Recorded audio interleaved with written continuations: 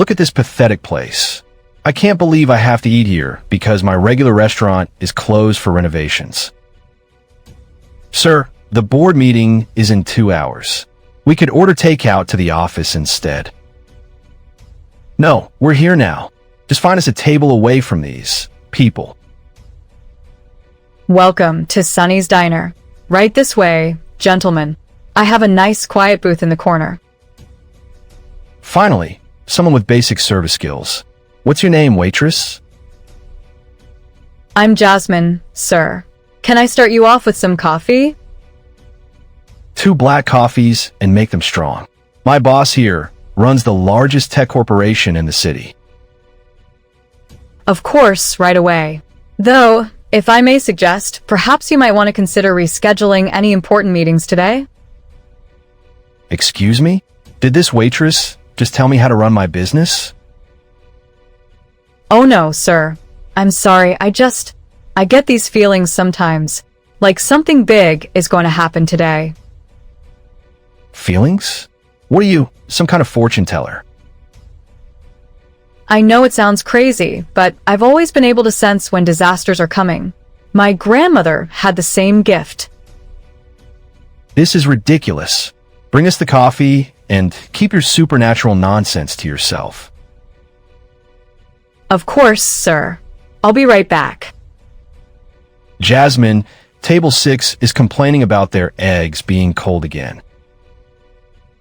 I'll fix it right away, but Randy, we need to get everyone out of the building soon.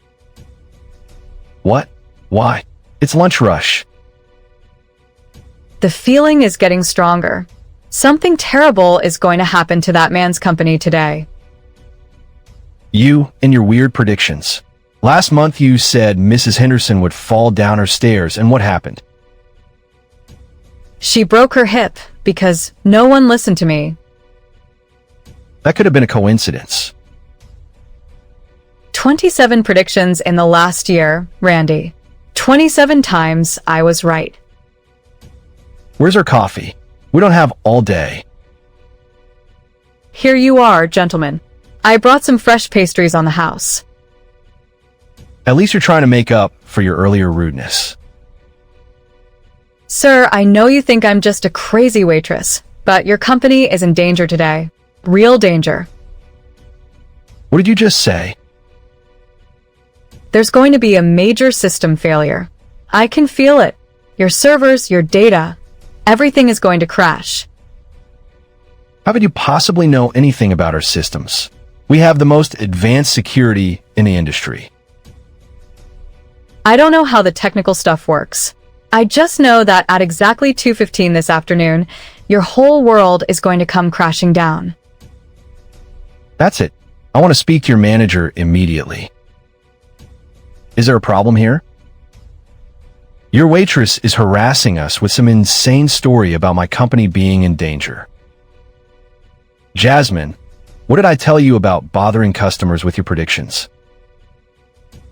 But Randy, this one is different.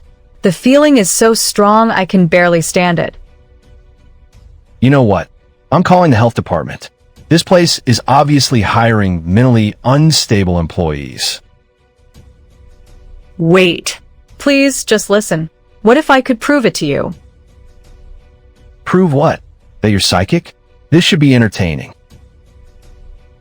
Give me your phone number. I'll call you at exactly 2:14. If nothing happens to your company by 2:16, I'll quit my job and never bother you again. Sir, we really should go. The board meeting. No, I want to see how far this lunatic will take this charade. Fine, waitress. Here's my card. Thank you. And sir, when I call, you're going to need my help. In your dreams, sweetheart. Sir, I have to ask, what if she's right? You can't be serious. I've been your assistant for 5 years. I've never seen anyone that confident about something so specific. She's a waitress at a greasy diner, not a fortune teller. But what if? There is no what if. Our systems are bulletproof. We spent millions on cybersecurity. I wish I was wrong, sir. I really do, but I've learned not to ignore these feelings. Jasmine, you're scaring away the paying customers. I'm sorry, Randy, but if I don't warn him and people get hurt. People get hurt? What are you talking about? His company handles medical data for 3 major hospitals. If their systems crash during surgery schedules, How do you know about our medical contracts? I don't know. Sometimes I just know things. Sir, she's right about the medical contracts. We do handle data for General Hospital, St. Mary's, and... Stop. Just stop. This is insane. Please, sir. I know how crazy this sounds, but I'm begging you. Call your IT department. Check your backup systems. Do something. I'm leaving. This place is full of crazy people. I'll call you at 2:14. Please answer. Sir, what if we just made one quick call to the office? Just to check? Absolutely not. I refuse to let some delusional waitress make me paranoid. Jasmine, you need to apologize to those men right now. Randy, in 3 hours, when this hits the news, you'll understand why I had to try. What news? You're talking in riddles again. The stock market crash. When his company's stock drops 90% in 1 hour. I've heard enough. Come on, Mitchell. Let's get out of here. Sir, wait. What if we just postpone the board meeting? Just as a precaution? Have you lost your mind too? We're presenting the quarterly reports. Millions of dollars are riding on this meeting. Sir, please. Your quarterly reports won't matter if your entire database is corrupted. Security. I want this woman arrested for harassment. There's no security here, sir. This is a diner, not a bank. Then call the police. I understand you're angry, but in exactly 4 hours and 12 minutes, you're going to call me back and beg for my help. You're delusional. Sir, her confidence is unsettling. She's a con artist, probably trying to set up some kind of scam. I don't want your money, sir. I make $7 an hour plus tips. What could I possibly scam you for? I don't know, but I'm not sticking around to find out. Jasmine, you just cost us 2 customers. That's coming out of your paycheck. Randy, I know you're angry, but please trust me this one time. Trust you? You just accused some rich guy's company of being about to crash. Do you realize how insane that sounds? Everything I predict sounds insane until it happens. Fine, but if the phone doesn't ring by 3 o'clock, you're fired. It's going to ring, and when it does, our lives are going to change forever. Sir, we're back at the office now. Should I call IT just to be safe? For the last time, no. I'm not going to let some crazy waitress ruin my presentation.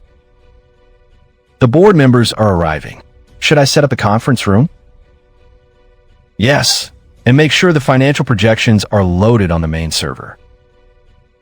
Sir, it's 2:13. That waitress said she'd call at 2:14. I'm not answering any calls from that lunatic. Sir, your phone is ringing. Unknown number. I'm not answering it. It's 2:14 exactly. Coincidence. Sir, the board members are asking about the delay. Should I start the presentation? Yes, pull up the financial data from the main server. Sir, I'm getting an error message. The server isn't responding. What? That's impossible. Try again. Still nothing. All our main systems are showing connection failures. Get IT on the phone immediately. Sir, we're experiencing massive system failures across all networks. The main database is completely corrupted. How is that possible? What happened? We don't know yet. It's like every piece of data we have just vanished in a thin air. Sir, it's 2:16, exactly when she said it would happen. This has to be a coincidence. Sir, the backup servers are down too. Everything's gone. Everything? What do you mean everything? 5 years of medical data, financial records, client information. All of it. Sir, the news is already reporting it. Our stock is dropping fast. How fast? 80% in the last hour. The board members are panicking. Get that waitress on the phone. Now. Which waitress, sir? The crazy one. The one who predicted this. Hello, this is Jasmine. How did you know? How could you possibly have known this would happen? I tried to warn you, sir. I'm sorry you didn't listen. Sorry? Sorry doesn't fix $5 billion in losses. I know you're angry, but I can help you. Help me? How could a waitress possibly help with this disaster? Because I can see how to fix it too. What? The same way I saw the disaster coming, I can see the solution. This is insane. But tell me. The data isn't really gone. It's trapped in a backup system that your IT team doesn't know exists. What backup system? There's a server in the basement of your building, room B12, behind the wall with the old electrical panel. Sir, how could she know about room B12? That's a restricted area. Check it. Check it now. Sir, she's right. There's a hidden server room behind the old electrical panel. Is our data there? It's all here. Every bit of it. How did she know? I don't understand any of this. I can see things, sir. Past, present, and future. It's a gift that runs in my family. A gift? This is the most valuable gift anyone has ever given me. I'm just glad I could help prevent people from getting hurt. People? What people? The surgery schedules at the hospitals. Without the medical data, 3 operations would have been canceled today. Sir, General Hospital is calling. They're confirming that their surgical schedules are back online. You saved lives today. That's why I have this ability, sir, to help people. What's your name again? Jasmine, sir. Well, Jasmine, how would you like a new job? Sir? I need someone who can see disasters coming before they happen. Someone who can protect my company. I appreciate the offer, sir, but I don't know anything about business. You don't need to. You just need to tell me when something bad is coming. Jasmine, are you really going to leave us for some fancy office job? Randy, he's offering me a chance to help more people. And probably more money than you've ever seen. How much do you make here, Jasmine? About $300 a week, sir. I'll pay you $10,000 a week. 10,000? That's more than I make in a year.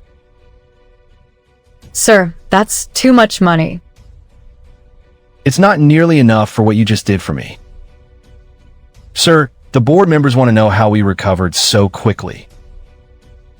Tell them we have a new consultant. A very special consultant. Sir, I have to ask, do you believe me now? About my abilities? I'd be a fool not to believe you after today. Then I need to tell you about something else I've seen. What? Your business partner is planning to betray you next month. Which partner? The one with the gray hair and the scar on his left hand. Sir, that sounds like Mr. Blackwood. That's impossible. We've been friends for 20 years. I see him transferring money to offshore accounts. A lot of money. How much money? $50 million. He's planning to disappear after he destroys your reputation. When? December 15th, right before the Christmas holidays when the markets are slow. Sir, that's exactly when Mr. Blackwood suggested we take our winter vacation, so he could have time to cover his tracks. I'm sorry to be the bearer of bad news again, sir.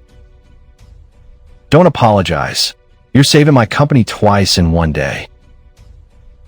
Jasmine, I never should have doubted you. It's okay, Randy. I know how strange it all sounds. Strange? You just predicted a multi-billion-dollar disaster to the exact minute. Jasmine, I want you to start tomorrow. Full-time consultant position. What would I do exactly? Sit in on board meetings. Review our major decisions. Tell me when you sense danger. And if I predict something bad? I'll listen. I'll always listen from now on. Sir, the stock market is closing, and our shares have recovered completely. Because we fixed the problem in record time. The financial news is calling it a miracle recovery. It wasn't a miracle, sir. It was just preparation. Preparation for what? For all the other disasters that are coming. Other disasters? Your company is going to face 7 major challenges in the next year, sir. 7? What kind of challenges?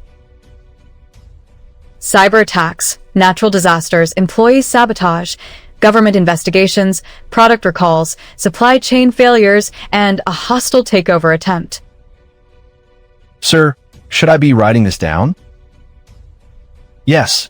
Write down everything she says. But sir, if we prepare for each one, your company won't just survive. It will become the most powerful corporation in the country. How? Because while your competitors are falling to these same disasters, you'll be ready for them. Jasmine, you're talking about changing the entire business world. I'm talking about using my gift to help people instead of just watching bad things happen. What do you need from me? Complete trust, sir. Even when my predictions sound impossible. You have it. After today, you have my complete trust. Then we need to start preparing immediately. For which disaster first? The cyber attack. It's coming next week. Next week? From who? A group of hackers hired by your biggest competitor. They're going to target your customer database. How do we stop them? We don't stop them. We let them think they succeeded while we feed them false information. A trap? Exactly.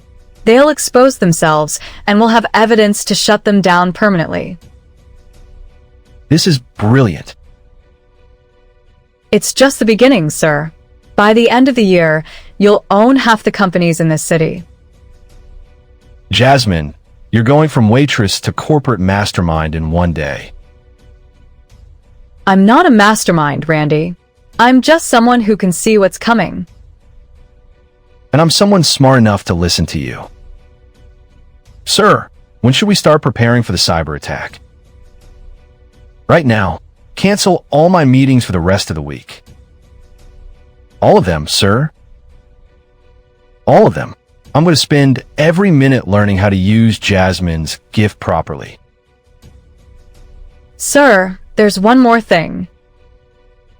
What? The reason I can see these things so clearly about your company. Yes? It's because you and I are connected somehow. Like we were meant to work together. Connected how? I don't know yet, but I can see us changing the world together. Sir, Changing the world how? By preventing disasters before they happen. Not just for one company, but for everyone. You mean like a disaster prevention service? Exactly. Imagine if we could warn cities about earthquakes, governments about attacks, hospitals about pandemics. Jasmine, you're talking about becoming some kind of superhero. Not a superhero, Randy. Just someone who uses their gift to help as many people as possible. How many people could we save? Milio. Maybe billions. Then that's what we're going to do. Sir, this is going to change everything. Everything needed to change anyway. Are you ready for this, sir? Once we start down this path, there's no going back. After what you did for me today, I'd follow you anywhere. Then let's save the world. And I thought serving coffee was exciting. Randy, how would you like to manage our new disaster prevention headquarters? You mean here at the diner? No, I mean a real headquarters, with real resources. I don't know what to say. Say yes, Randy. We're going to need people we trust. Then yes, absolutely yes. Sir, what should I tell the press about today's events? Tell them that we've discovered a new way to predict and prevent business disasters. Should I mention Jasmine's abilities? Not yet. Let's prove what we could do first. Smart thinking, sir. People need to see results before they'll believe in anything supernatural. Exactly. We'll start small and build up credibility. By Christmas, sir, we'll be the most powerful disaster prevention company in the world. And by next Christmas? By next Christmas, sir, we'll have saved enough lives to fill a small city. I can't believe this all started with a lunch order.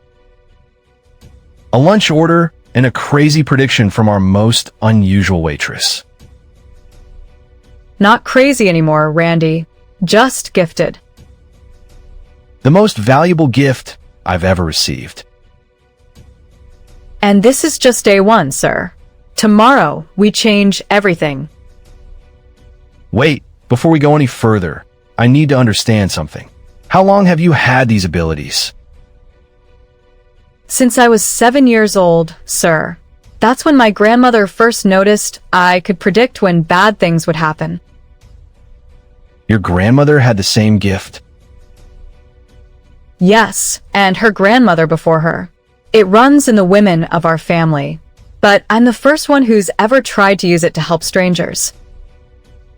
What do you mean? What did the others do with their abilities? They mostly kept quiet about it.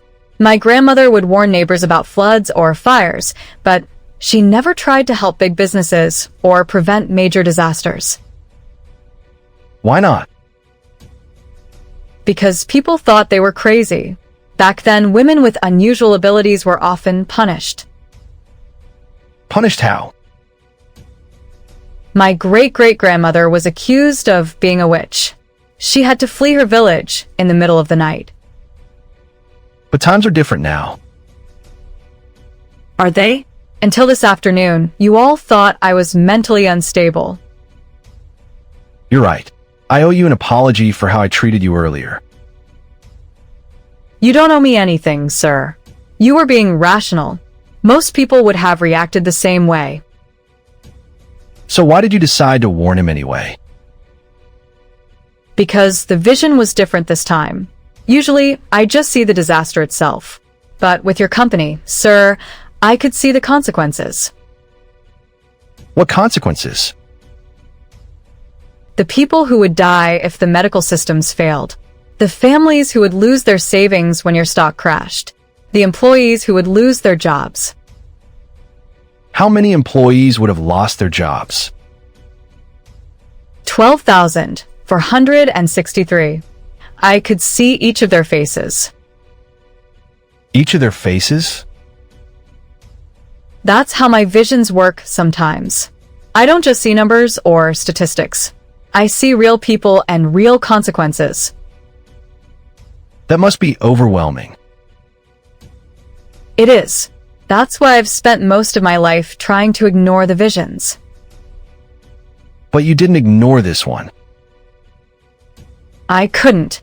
The feeling was too strong, and the consequences were too severe. Sir, we should probably discuss the practical aspects of this arrangement. What practical aspects? How often does Jasmine have these visions? How much advance warning do we typically get? What kind of accuracy rate are we talking about? The visions come at different times. Sometimes I get weeks of advance warning, sometimes only hours. What about accuracy? In the last 5 years, I've had 47 major visions. 46 of them came true exactly as I predicted. What about the 47th? That was the one time someone actually listened to me and prevented the disaster. What disaster? A fire at the elementary school. I warned the principal, and he had the building evacuated for electrical inspections. They found faulty wiring that would have caused a fire the next day. So you can prevent disasters, not just predict them. Yes, but only if people believe me and act quickly. What happens if we ignore one of your warnings? The same thing that almost happened today. The disaster occurs exactly as I predicted. Have you ever been wrong about the timing? Never. When I see a specific time, it's always accurate to the minute. That's incredible. It's also terrifying, sir. Imagine knowing that something terrible is going to happen and being powerless to stop it because no one will listen. But now you have someone who will listen. Yes, and that changes everything. Tell me more about the cyber attack you mentioned. What exactly did you see? 3 men in a basement room with multiple computer screens. They're laughing as they break through your security systems. Can you describe these men? One is tall with red hair and a beard. Another is short and bald with thick glasses. The third one is young, maybe 22, with a spider tattoo on his neck. Sir, that description matches the profile of a known hacking group that's been targeting tech companies. Which group? They call themselves the Digital Wolves. The FBI has been tracking them for months. The FBI won't catch them this way, but we can. How? Because I can see exactly when and how they'll attack. We can be ready for them. What happens after we catch these hackers? That's when the real challenges begin, sir. The cyber attack is just the first test. Test? Test from who? From your competitors. They're working together to destroy your company. Working together? Which competitors? All of them. They're planning a coordinated assault on every aspect of your business. That's impossible. These companies hate each other. Not anymore. Your success has made you a common enemy. How many companies are involved? 7 major corporations and dozens of smaller ones. They've formed a secret alliance. When did this alliance form? 6 months ago, right after you won the government contract for the new medical database system. Sir, that contract was worth $3 billion.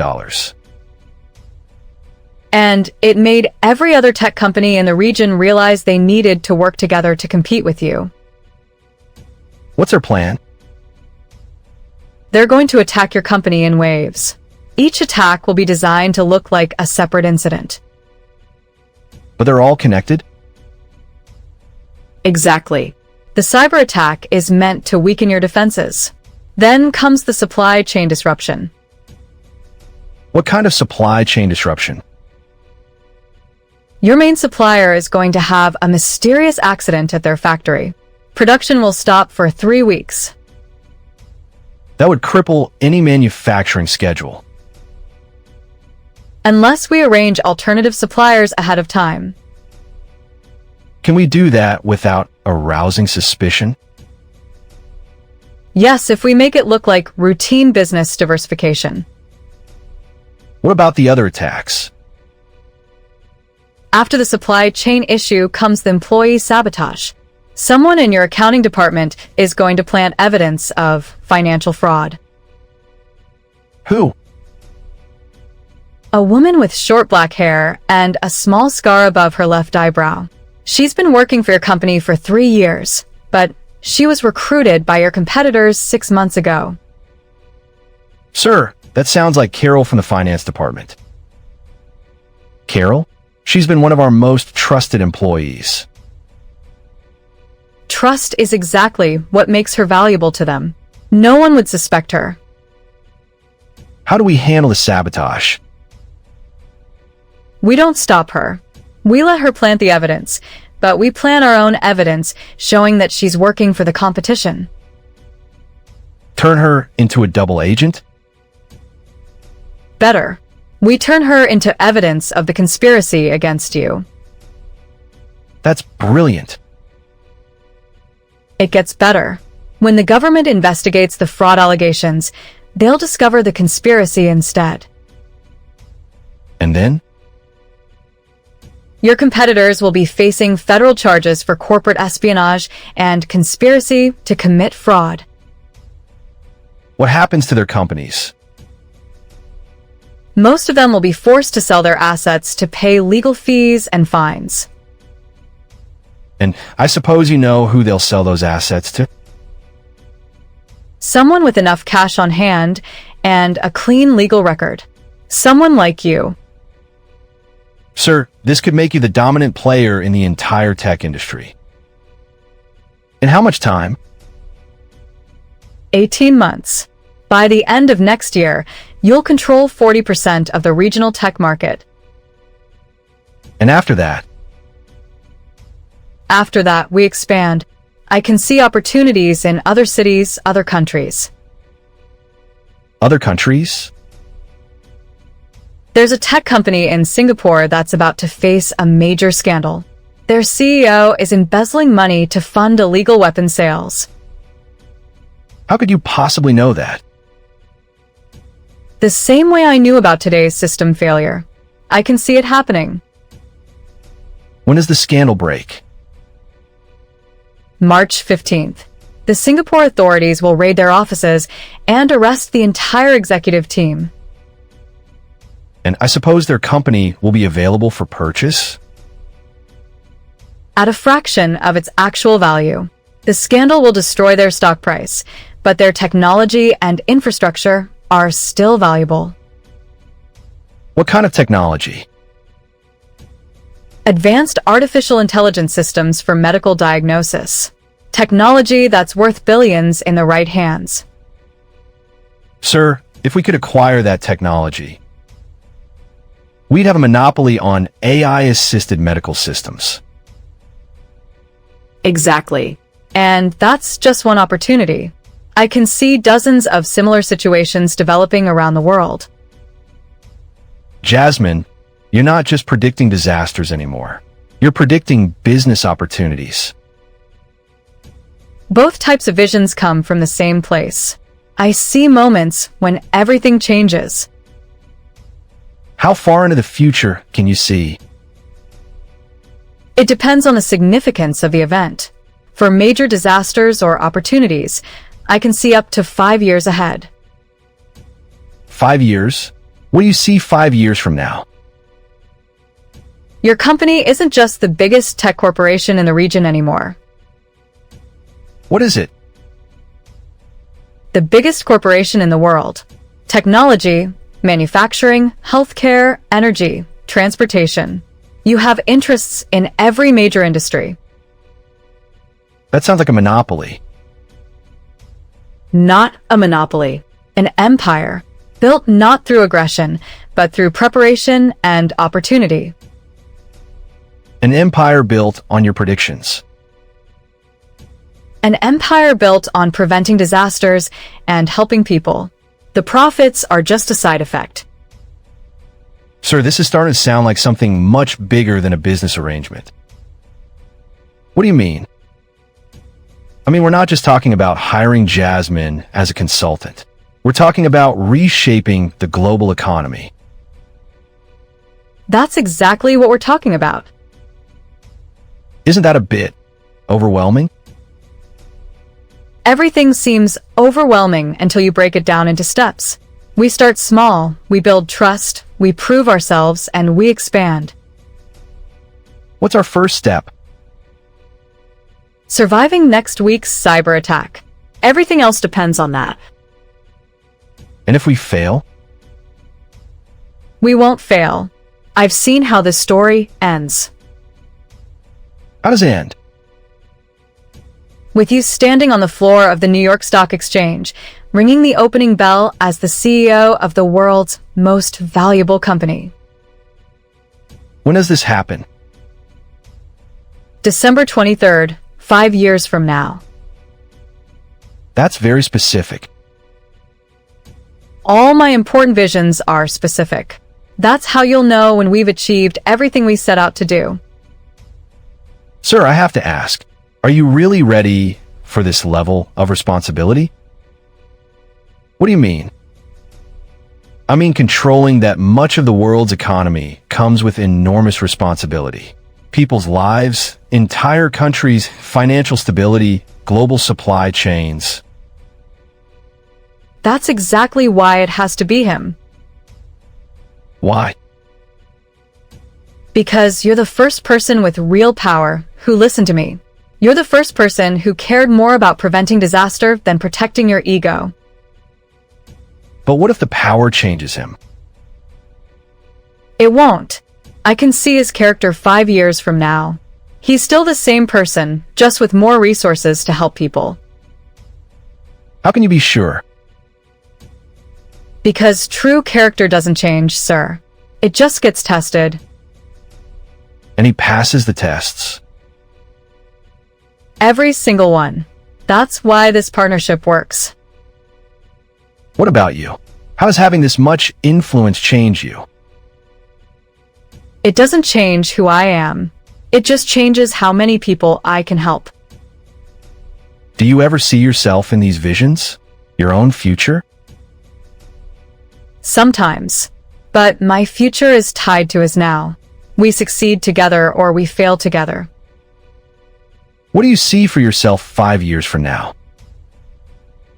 I see myself standing next to you at that stock exchange, no longer wearing a waitress uniform. What are you wearing instead?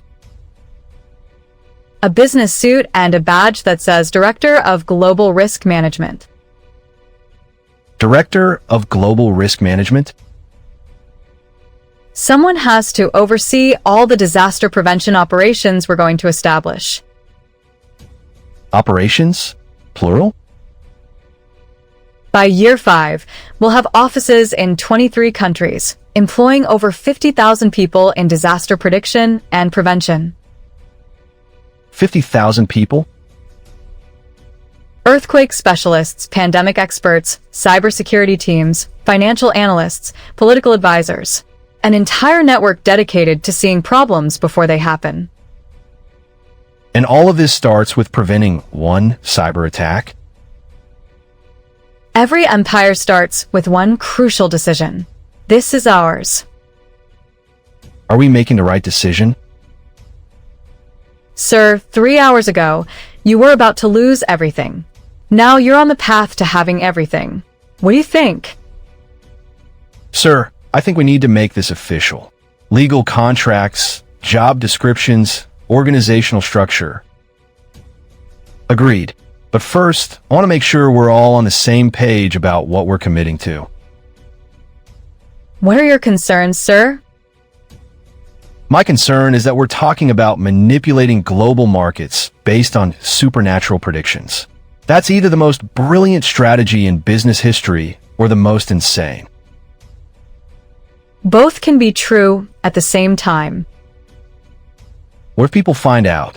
What if someone discovers that your success is based on psychic predictions? They won't believe it. People will assume we just have excellent research and analysis capabilities. But what if they do believe it? Then we tell them the truth. We're using every available resource to prevent disasters and help people. Would that be so bad? Not bad at all. In fact, it might be exactly what the world needs. What do you mean? Imagine if governments and corporations around the world knew that supernatural abilities were real and could be used to prevent tragedies. They want their own psychic consultants. Exactly. And we'd be in a position to help them find and train people with similar gifts. You mean there are others like you? More than you might think. Most of them are hiding their abilities because they don't know how to use them productively. So we could build a whole network of people with supernatural abilities? A network dedicated to preventing disasters and saving lives. Can you imagine how much good that could do? I'm starting to see this as bigger than just business success. It is bigger, sir. We're talking about fundamentally changing how the world deals with crisis and catastrophe. From reactive to proactive. From helpless to prepared. From surprised by disasters to expecting them. And the business empire we build is just the foundation for this larger mission. The financial resources we generate will fund disaster prevention operations that governments can't or won't support. Like what kinds of operations? Early warning systems for natural disasters, intervention programs for political conflicts, medical research to prevent pandemics, technology development to prevent cyber warfare. That sounds like something the United Nations should be doing.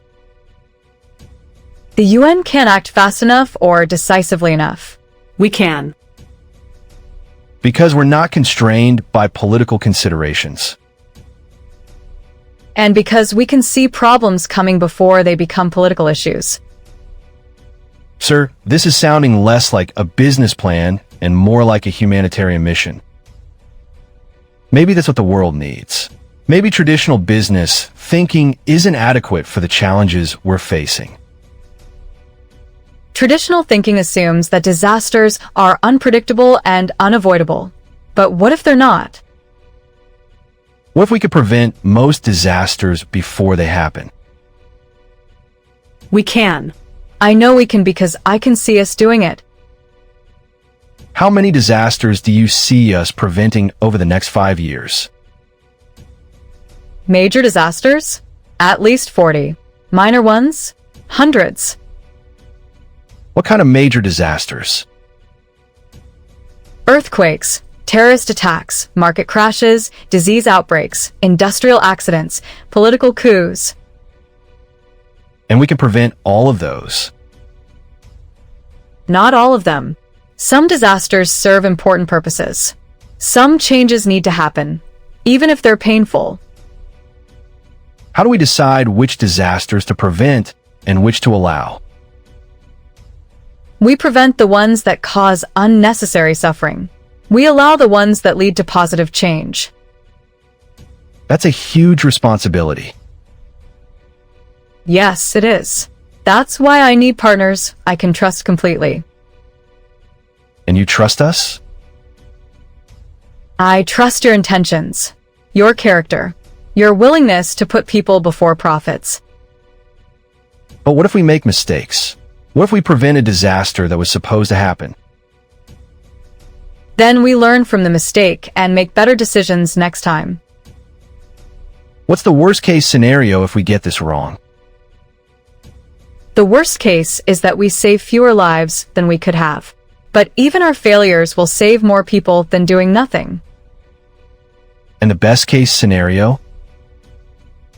The best case is that we create a world where major disasters become rare instead of routine. A world where people don't have to live in fear of unpredictable catastrophes. Exactly. A world where we're always one step ahead of disaster. I want to build that world. Sir, are you certain about this? Once we start down this path, there's no going back to simple business operations. After what happened today, I can't go back anyway. I know too much. I've seen too much. You've seen what's possible when someone listens to the warnings. So we're really going to do this? Change the world? We're going to try. And if we succeed, it will be the most important thing any of us ever does. It will be the most important thing anyone has ever done. No pressure there. The pressure was always there. We're just finally in a position to do something about it. What's our timeline for the first phase of operations? 6 months to establish our disaster prevention capabilities. 1 year to prove our effectiveness. 2 years to expand globally. And after 2 years? After 2 years, we start training other people with supernatural abilities. How many people are we talking about? I can sense at least 12 individuals in this city alone who have abilities similar to mine. 12 people who can predict disasters? Not all disasters. Each person has different specialties. One can sense natural disasters, another can predict technological failures, another can foresee political upheavals. Like a team of specialists. Exactly. And together, we can cover almost every type of crisis that might occur. Sir, we're going to need significant resources to make this work. How significant? Office space, equipment, staff, legal support, security, research facilities. And most importantly, credibility. What do you mean? We need to prove our effectiveness without revealing the supernatural aspects of our methods. How do we do that? We position ourselves as a cutting-edge research and analysis firm. We use conventional explanations for our unconventional insights. And people will believe that we're just very good at analysis? They'll have to, because our track record will be undeniable. Speaking of track record, when is our first public demonstration going to be? 3 weeks from today. There's going to be a major earthquake in a neighboring state. How major? 7.2 magnitude. It will hit at 11:47 in the morning on a Tuesday. That's very specific. We're going to issue a public warning 72 hours in advance. A public warning? Won't that create panic? Not panic. Preparation. We'll frame it as a geological analysis based on our advanced monitoring systems. And when the earthquake happens exactly as we predicted? Our credibility will be established overnight. But won't people wonder how we knew so precisely?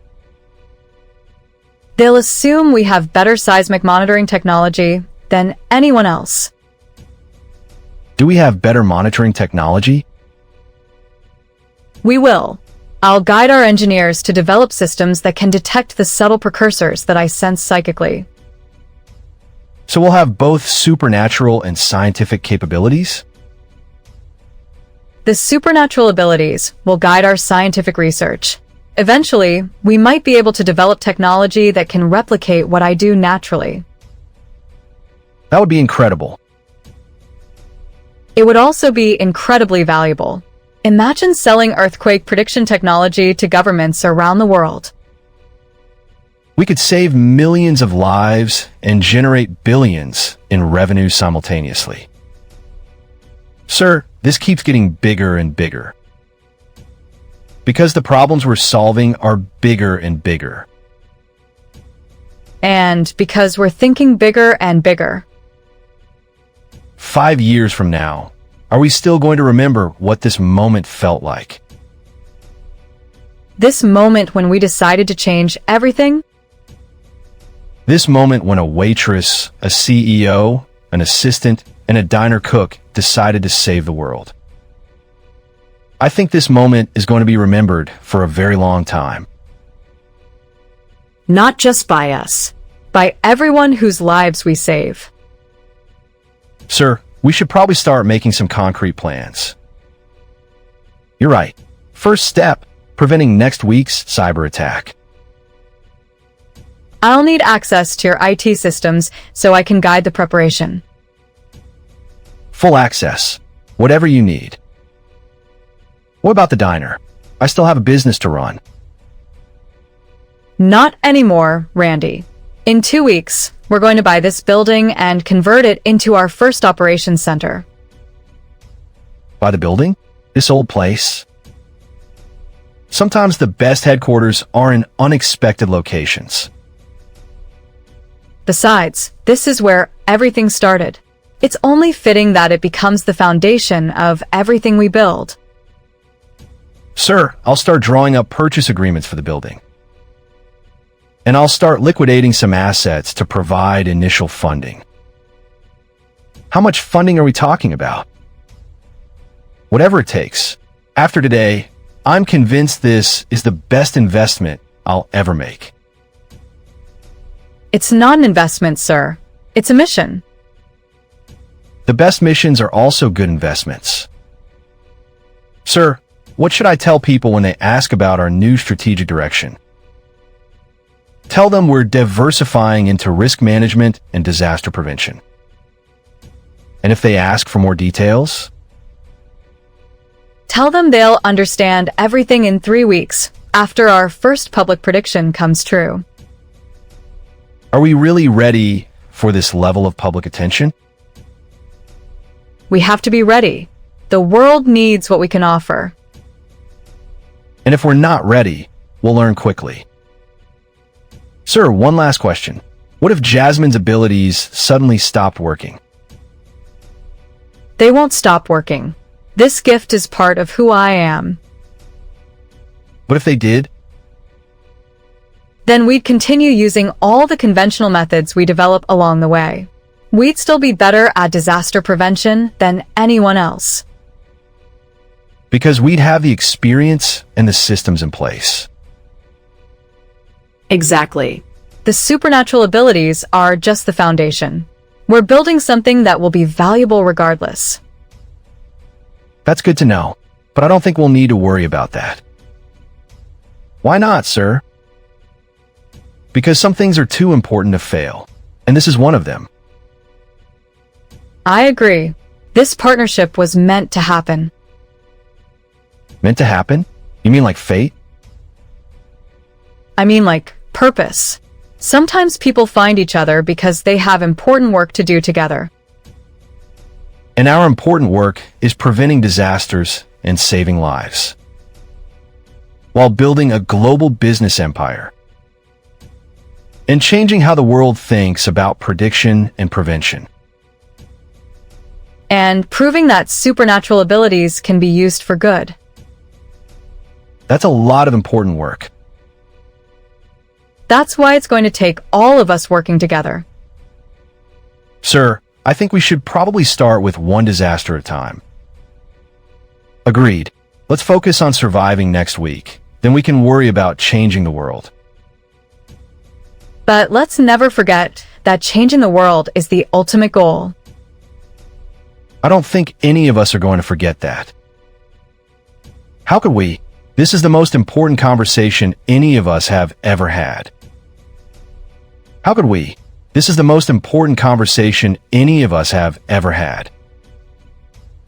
And tomorrow, we start turning this conversation into reality. Sir, before we adjourn, shouldn't we discuss compensation and legal arrangements for everyone involved? You're absolutely right. Jasmine, we discussed your salary, but what about Randy?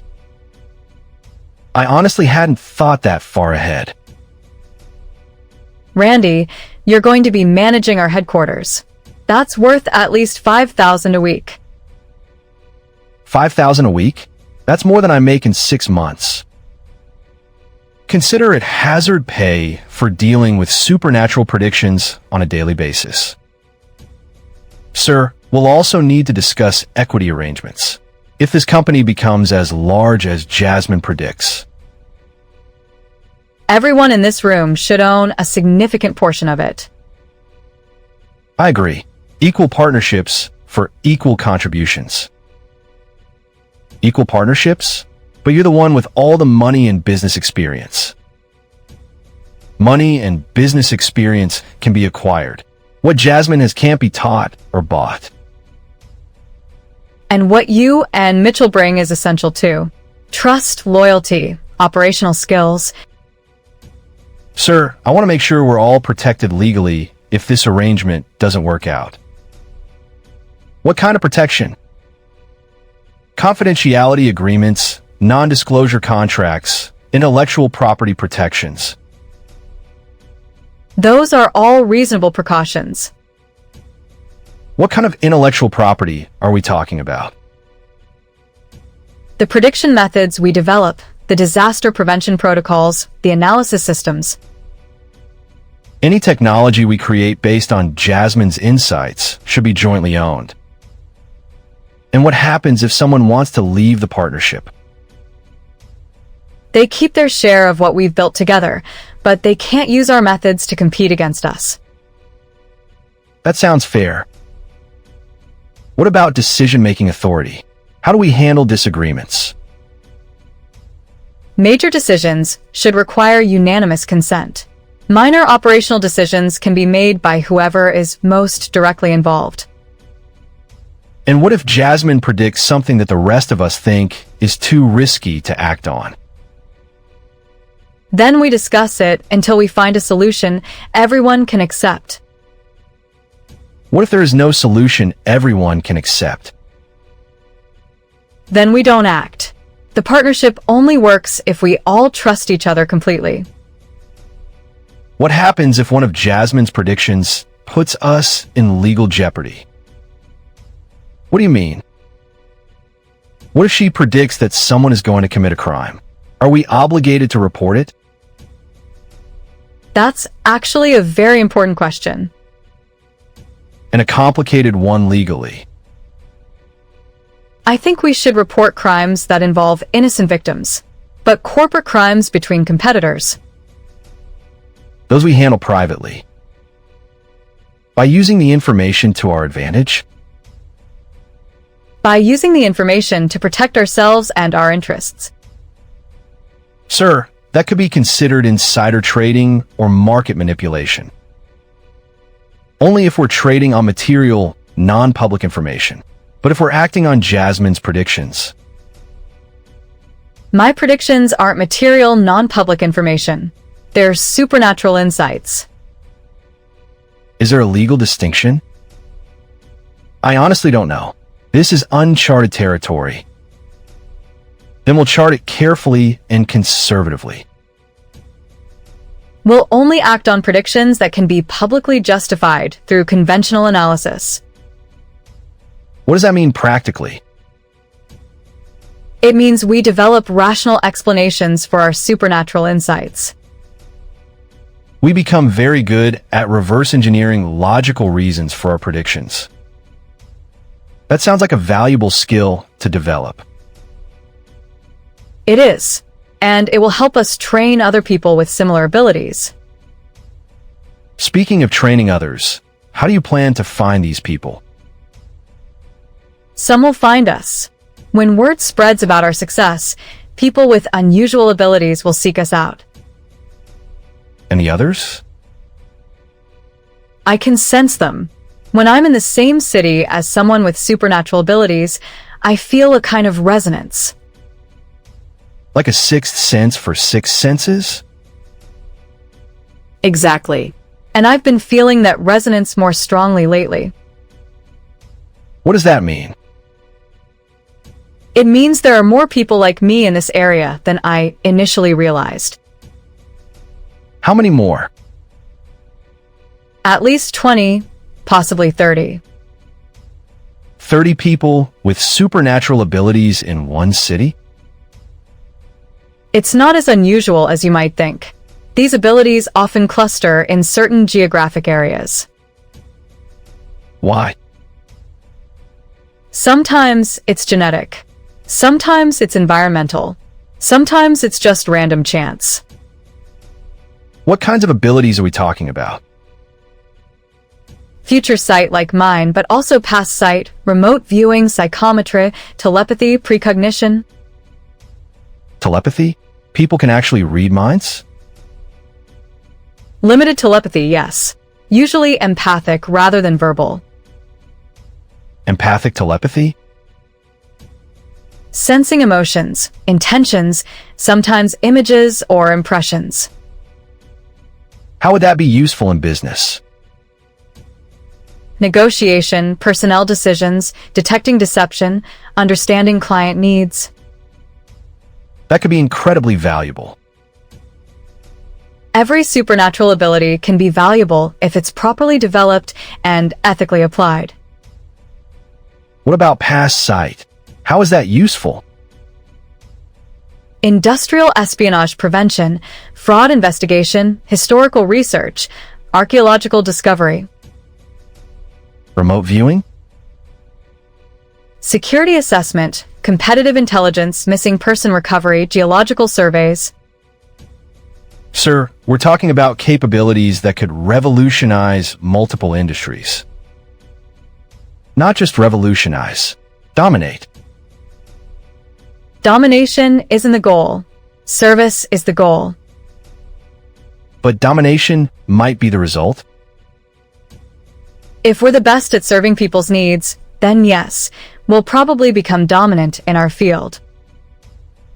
And that field is going to be disaster prevention and risk management, which touches every other field. Every industry faces risks and potential disasters. Which means every industry could benefit from our services.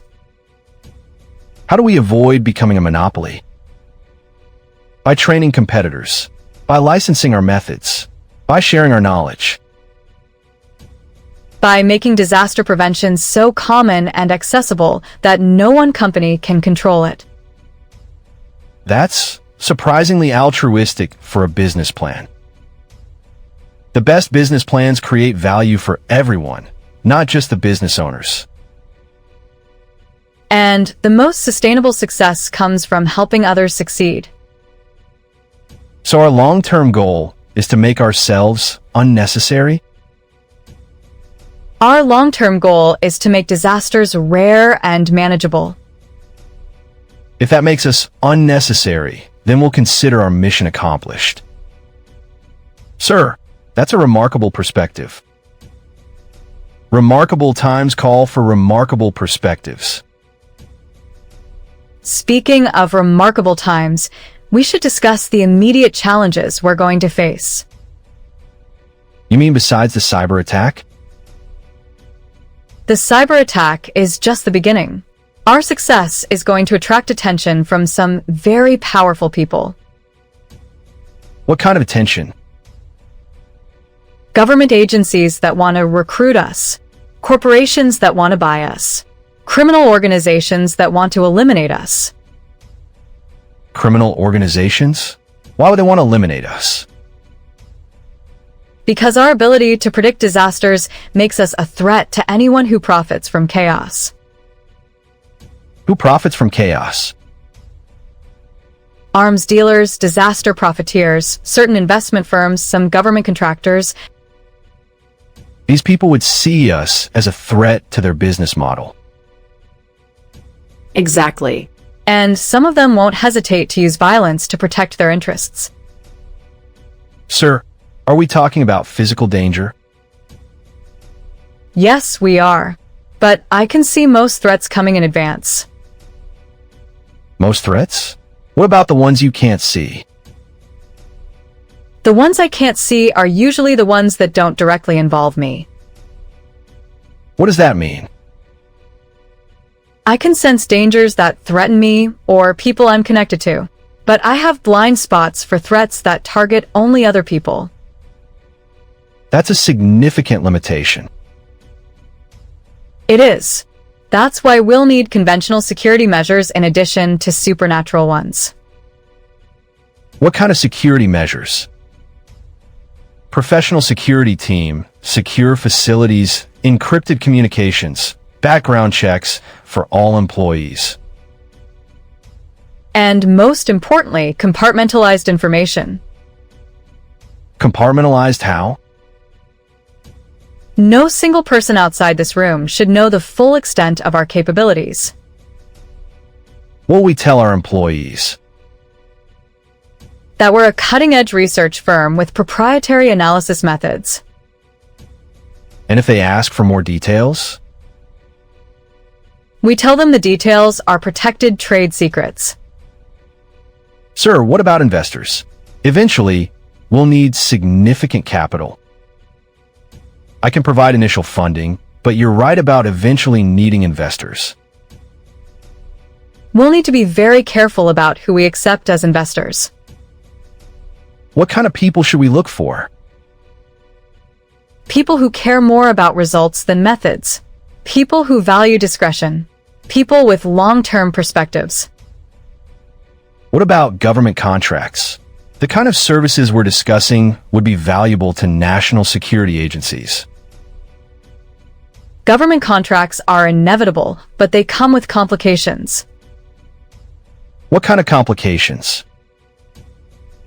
Classification requirements, security clearances, oversight committees, political interference. That sounds like a bureaucratic nightmare. It can be, but government agencies also have resources we'll need access to. What kind of resources? Satellite data, seismic monitoring networks, global communication systems, law enforcement databases. Resources that aren't available to private companies. Exactly. So we'll need to balance independence with cooperation. How do we maintain independence while working with the government? By keeping our core capabilities private while offering specific services publicly. We become consultants rather than employees. Sir, that requires maintaining leverage in our relationships with government agencies. And our leverage is that we provide services they can't get anywhere else. Services they can't get anywhere else because no one else has access to supernatural predictions. What happens if the government decides they want exclusive access to our services? They can't have exclusive access because our services aren't for sale to the highest bidder. They're for anyone who needs them. Sir, that's a noble position, but it might not be practical if we're dealing with national security issues. National security is important, but global security is more important. Global security? Disasters don't respect national boundaries. Climate change, pandemics, cyber attacks, terrorist organizations. These are global problems that require global solutions. So our services need to be available globally? Eventually, yes. But we start locally and expand gradually. How gradually? Year 1, local and regional operations. Year 2, national expansion. Year 3, international partnerships. And after year 3? After year 3, we start establishing permanent offices on every continent. Sir, that's an enormous undertaking. Which is why we have 5 years to build up to it. And why we need to start recruiting and training other people with supernatural abilities as soon as possible. When do we start recruiting? As soon as we've proven our own capabilities. After the earthquake prediction comes true. How do we recruit people with supernatural abilities? Carefully. Many of them are hiding their abilities because they're afraid of being ridiculed or persecuted. So we need to create a safe environment for them to reveal themselves? We need to demonstrate that supernatural abilities can be respected, valued, and used productively. What if we recruit someone whose abilities conflict with our mission? What do you mean? What if we find someone who can predict disasters but doesn't want to prevent them? Then we don't recruit them. Character is more important than ability. How do we assess character in people with supernatural abilities? The same way we assess character in anyone else. We look at their actions, their values, their treatment of others. What about people who have abilities but haven't developed them properly? Those are the people we most need to help. Help how? Training, mentoring, guidance in using their abilities ethically and effectively. Sir, we're talking about establishing what amounts to a school for people with supernatural abilities. Is that what we're talking about? Eventually, yes. A training center, a research facility, and an operational headquarters all in one. Where do we build something like that? We start here, with this diner and the surrounding buildings. We expand as we grow. Turn this entire neighborhood into our campus? Over time, yes, but subtly, without displacing existing residents or businesses. That sounds like a major urban development project. It is, but it's also a community development project. What's the difference? We're not just building facilities for ourselves. We're improving the entire area. Better schools, upgraded infrastructure, new businesses, job opportunities. A model community that demonstrates what's possible when supernatural abilities are integrated into normal life. Sir, that's an inspiring vision. It's also a practical necessity. We need a place where people with unusual abilities can live and work without fear of discrimination. What about the people who already live here? What if they don't want their neighborhood to change? They'll want it to change when they see the benefits.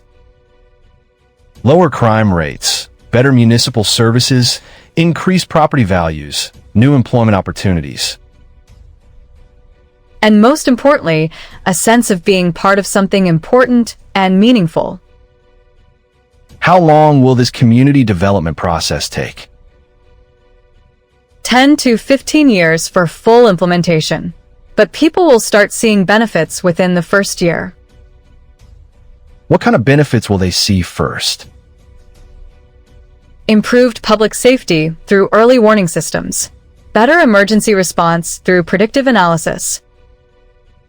Reduced insurance costs through risk prevention. New businesses and services that cater to the unique needs of our operations.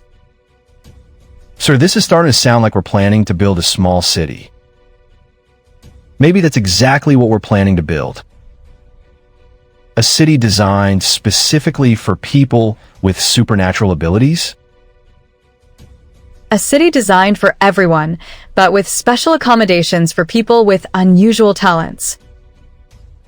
Like a university town, but for supernatural research and development. That's actually a brilliant concept. It's also inevitable. As more people with supernatural abilities come together, they'll need appropriate infrastructure and support systems. What kind of infrastructure? Specialized medical facilities, advanced communication systems, research laboratories, training centers. Secure facilities for sensitive operations. And recreational facilities where people can relax and socialize without worrying about hiding their abilities. Sir, I'm getting excited just thinking about this. Good, because we're going to need that enthusiasm to sustain us through the challenges ahead. What do you think will be our biggest challenge?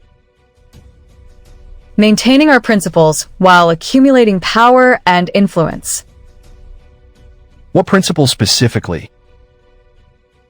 Always putting service before profit. Always protecting the innocent. Always using our abilities to help rather than harm. Those principles sound simple, but they'll be difficult to maintain as we grow larger. That's why we need to establish them clearly from the beginning and hold each other accountable. How do we hold each other accountable? Regular reviews of our decisions and their consequences. Open discussion of ethical concerns. Willingness to change course when necessary. And most importantly, remembering why we started this partnership in the first place. To prevent disasters and save lives. And to prove that supernatural abilities can be used for good. And to build something meaningful that will outlast all of us. Something that will make the world safer and better for future generations. Sir, when you put it that way, this feels less like a business venture and more like a calling. Maybe it is a calling. A calling that started in a greasy diner with a crazy prediction from a waitress. Not crazy anymore, Randy. No, definitely not crazy anymore. So, are we all in agreement? Are we committed to this path? I'm committed, sir. I'm in. I was in from the moment I saw the first vision. Then let's make history. Sir, before we shake hands on this partnership, I think we should discuss the immediate next steps in detail. Mitchell's right. We have 6 days before the cyber attack. We need to be completely prepared. What exactly do we need to do in 6 days? First, we need to establish secure communication protocols between all of us. I'll need direct access to your IT infrastructure to guide the security preparations. Sir, giving someone outside the company access to our systems is exactly what we're going to do. Jasmine isn't someone outside the company anymore. She's our partner. What kind of access does she need? Administrative access to your network security systems, your backup protocols, and your incident response procedures. Sir, that level of access could compromise everything if we can't trust Jasmine with that level of access, then this entire partnership is pointless. I understand Mitchell's concerns. In his position, I'd be equally cautious. It's not that I don't trust you personally. It's that administrative access leaves digital traces that could be discovered later. What if I work directly with your IT security team instead of accessing the systems myself? How would that work? I tell them exactly what to look for and exactly what countermeasures to implement. They execute the technical work while I provide the strategic guidance. That way, the access remains internal. That's much more secure from a legal and operational standpoint. Can you provide that level of specific guidance without direct access? Yes, but I'll need to be physically present in your offices during the preparation process. For how long? For full days, from tomorrow through Friday. What about the diner? I can't just close for 4 days. You won't need to close. We'll bring in temporary management to keep operations running smoothly. Temporary management? Professional restaurant managers who can maintain service while you're working with us. And Randy, your role during these 4 days will be crucial. My role? I don't know anything about computer security. You know about people, about motivations and behavior patterns. That's essential for understanding how the attack will unfold. I don't understand. How is restaurant management experience relevant to cybersecurity? Because cyber attacks aren't just technical operations. They're human operations using technical tools. You mean the psychology of the attackers is as important as their methods? Exactly. Randy has spent years reading people, understanding their intentions, predicting their behavior. I never thought of it that way. Those are exactly the skills we'll need to anticipate how the attackers will react when they encounter our countermeasures. Sir, she's right. Most security breaches succeed because attackers adapt their methods faster than defenders can respond. But if we can predict their adaptations, we can stay ahead of them throughout the entire attack. So while you're predicting what they'll do supernaturally, I'm analyzing why they'll do it psychologically? Perfect understanding. We combine supernatural insight with human intuition. And I coordinate the technical implementation of your guidance, while I manage the overall strategy and make sure we have the resources we need. Now you understand why this partnership works. Each of us brings essential capabilities. When do we start tomorrow? Early. I want everyone in my office by 7 a.m. Sir, I'll arrange for the temporary restaurant management and set up the security briefings. I'll spend tonight preparing detailed attack scenarios based on my visions. Should I prepare anything specific? Just be ready to analyze criminal psychology at a level you've never had to before. What happens after we successfully prevent the cyber attack? We prepare for the earthquake prediction. That's when we go public with our capabilities. Sir, going public with a specific earthquake prediction is extremely risky. What kind of risks are we talking about? Legal liability if we're wrong, public panic if we're right, government scrutiny regardless of the outcome. What if people evacuate unnecessarily and get hurt during the evacuation? They won't get hurt because I can see the evacuation process too. You can predict how people will respond to your prediction? I can see the entire sequence of events from the moment we issue the warning through the aftermath of the earthquake. That's comprehensive. It has to be comprehensive. We're not just predicting disasters anymore. We're predicting the social and economic consequences of our own actions. That sounds overwhelming.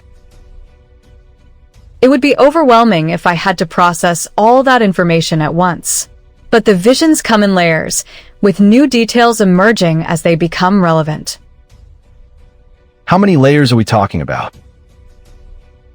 For major events like the earthquake, 7 to 9 layers of detail.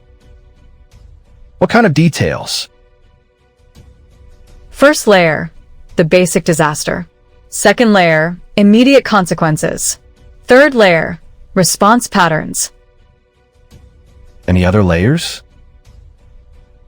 Economic impacts, political reactions, media coverage, legal ramifications, long-term social changes. You can see all of that in advance. I can see the most probable outcomes based on current conditions and likely decisions. What happens if conditions change or people make different decisions than you predicted?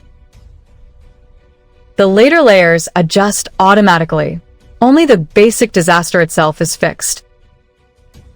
So the earthquake will definitely happen, but everything else is variable? Exactly. And our job is to influence those variables in positive directions. How do we influence the variables surrounding an earthquake prediction? By carefully controlling how we present the information, when we release it, and to whom. Sir, that sounds like media manipulation. It's strategic communication designed to minimize panic and maximize effective preparation. What's the difference? The difference is that our goal is to help people, not to benefit ourselves. But how do we prove that our motives are altruistic? By our actions. By how we handle the success and attention that comes from accurate predictions. Sir, speaking of success and attention, what happens if our earthquake prediction makes us famous? Then we use that fame to build credibility for our larger mission. Fame is a tool, not a goal. We use whatever tools we have to save more lives. What if the fame goes to our heads? What if success changes us? Then we hold each other accountable. We remind each other why we started this. And we remember that every prediction we make correctly means real people are saved from real suffering. That's powerful motivation to stay grounded. It's also powerful motivation to keep improving our capabilities. What do you mean? Right now, I can predict disasters, but I want to develop the ability to predict opportunities for prevention. What's the difference? Right now, I see disasters and we react to prevent them. But what if I could see the underlying conditions that create disasters? You mean like root causes? Exactly. If I could see why disasters develop, we could address the causes instead of just treating the symptoms. That would be even more valuable than disaster prediction. It would be transformational. Instead of preventing individual disasters, we could prevent entire categories of disasters. Give me an example. Instead of predicting specific cyber attacks, I could identify the systemic vulnerabilities that make all cyber attacks possible.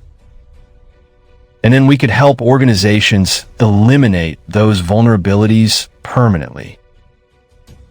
Instead of predicting individual earthquakes, you could identify the geological instabilities that lead to earthquake clusters. And then we could help communities implement long-term geological stabilization measures. That's not just disaster prevention. That's disaster elimination. Sir, if we could actually eliminate entire categories of disasters, we'd fundamentally change how civilization deals with risk and uncertainty. Is that level of capability actually possible? I don't know yet, but I think it's worth trying to find out. How would we test that kind of expanded capability? Carefully, with small-scale pilots before attempting anything large-scale. What would a small-scale pilot look like? We start with a single business or organization. We identify all the systemic vulnerabilities that could lead to disasters. Then we help them eliminate those vulnerabilities. Then we help them transform those vulnerabilities into strengths. Transform vulnerabilities into strengths? Every vulnerability represents an area where improvement is possible. Address the vulnerability correctly, and you create a competitive advantage. Sir, that's brilliant. Instead of just preventing problems, we're creating opportunities. Which means our clients benefit whether disasters occur or not. Because they're stronger and more resilient regardless? Exactly. We're not just selling protection from bad things. We're selling transformation into something better. That's a much more appealing value proposition than disaster prevention alone. It's also much more scalable. Every organization can benefit from transformation, even if they never face a major disaster. And when they do face challenges, they're ready for them. So we're building a business that helps organizations become anti-fragile. Anti-fragile? Stronger under stress rather than weaker. Better after challenges rather than worse. That's exactly what we're building. And it starts with this week's cyber attack. How does this week's cyber attack help us build anti-fragility? By turning our defense into a learning opportunity, we don't just prevent the attack. We use it to strengthen our systems. How? We let the attackers partially succeed, but in a controlled way that teaches us about new vulnerabilities. That sounds dangerous. Not dangerous. Surgical. We control exactly what they can access and what they can do with that access. Like a honeypot operation? More sophisticated than a honeypot. We're creating a false vulnerability that appears real but actually serves our purposes. What purposes? Learning their methods, identifying their sponsors, mapping their network, and gathering evidence for prosecution. While protecting our actual systems. While making our actual systems stronger than they were before the attack. Sir, if we can demonstrate that level of sophisticated defense, we'll have clients lining up to pay for the same level of protection. And we'll have a proven model for turning attacks into advantages, which we can then teach to other organizations. Creating a network of anti-fragile organizations that support each other. Sir, that's not just a business model. That's a movement. It's a movement that starts with 4 people in a diner and grows to include organizations around the world. How long before we see that level of growth? The foundation will be established within 2 years. The global network will be functional within 5 years. And after 5 years? After 5 years, disasters become learning opportunities instead of catastrophes. For everyone, not just our clients? For everyone, because the knowledge and methods we develop will eventually become public. You mean we'll give away our proprietary methods? We'll share the basic principles while maintaining competitive advantages in implementation. The goal is to make disaster preparedness as common as fire safety or medical insurance. Sir, that's incredibly altruistic. It's also incredibly practical. The safer the world becomes, the better our business environment becomes. And the more people trust organizations with supernatural capabilities. Trust is the foundation of everything we're planning to build. Which brings us back to the importance of this week's cyber attack prevention. Because if we handle it correctly, we establish the trust that enables everything else. And if we handle it incorrectly, we damage our credibility before we've even begun. No pressure there. The best achievements always involve pressure. That's what makes them meaningful. And this achievement will be meaningful for millions of people who never know their lives were saved. Sir, that's a sobering responsibility. Sobering, but also inspiring. How many people get the chance to save millions of lives? How many people get the chance to change how the world works? We do, starting tomorrow morning at 7 a.m. Then I suggest we all get some rest tonight. Tomorrow begins the most important week of our lives. Sir, one last question. After this week, after we've proven our capabilities, what if we realize we're not ready for the responsibility we're taking on? Then we grow into the responsibility instead of running away from it. What if we make mistakes that hurt people? Then we learn from those mistakes and make sure they don't happen again. What if the power and influence we accumulate corrupts us? Then we remember this conversation and the commitments we're making to each other right now. To always put service before profit. To always protect the innocent.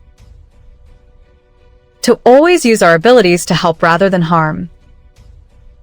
And to always remember that we're not building this empire for ourselves. We're building it for everyone who needs protection from disasters they can't predict or prevent. Everyone who deserves a chance to live in a safer world. Everyone who will inherit the world we create. Then let's create a world worth inheriting.